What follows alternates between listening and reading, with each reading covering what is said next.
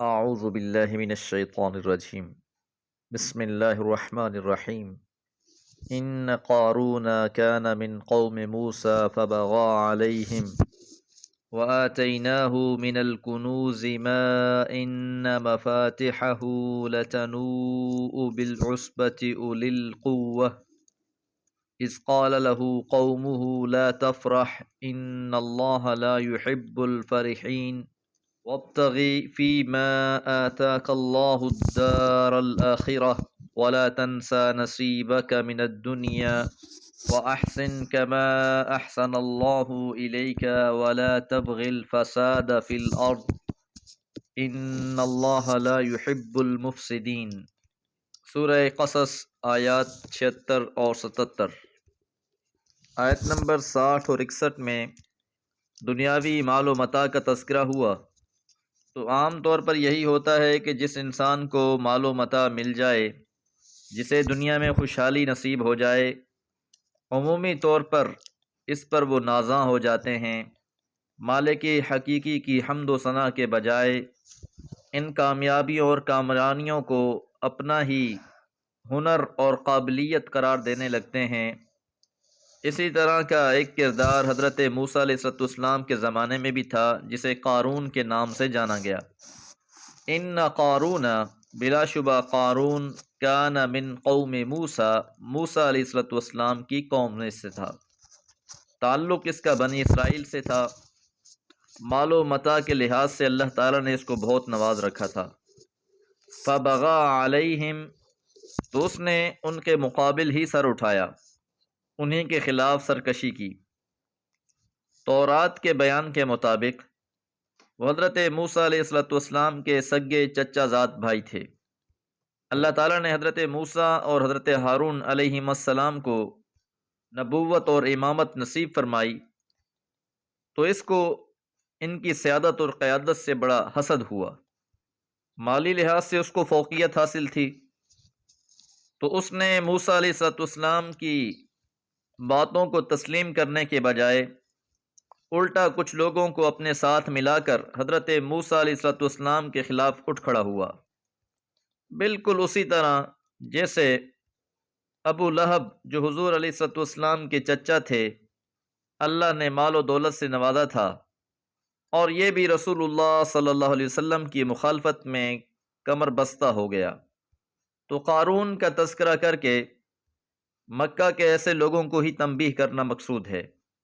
وَآتَيْنَاهُ، اور ہم نے اسے دیے، من الکنوز، خزانوں میں سے، ما ان مفاتحہ، کہ بلا شبہ جن کی کنجیاں، لتنوء بالعصبۃ، اٹھاتی ایک جماعت، اولی القوت، طاقت والی، کہ اللہ تعالیٰ نے اتنے خزانے دے رکھے تھے کہ اس کے خزانے کی کنجیاں اٹھانے کے لیے، چابیاں اٹھانے کے لیے ایک طاقتور جماعت متعین تھی۔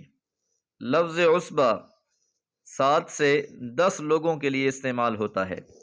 اس شخص نے جب حضرت موسیٰ علیہ السلام کی مخالفت کی، اذ قال له قومه، تو اس کی قوم کے کچھ لوگوں نے اس سے کہا، لا تفرح، اتراؤ نہیں، ان اللہ، بلا شبہ اللہ تعالی، لا يحب الفرحین، اترانے والوں کو پسند نہیں کرتا۔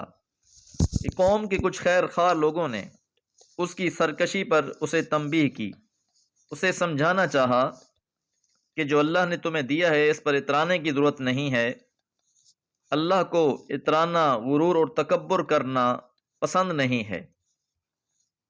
وابتغی، اور تلاش کر، فیما، اس مال میں، آتاک اللہ، جو اللہ نے تجھ کو دیا ہے، الدار الآخرۃ، آخرت کا گھر، یعنی اللہ تعالیٰ نے جو تمہیں رفاہیت عطا کی ہے، خوشحالی عطا کی ہے، اس پر اکڑنے کے بجائے اس مال کو آخرت کی فوز و فلاح کا ذریعہ بنا لو۔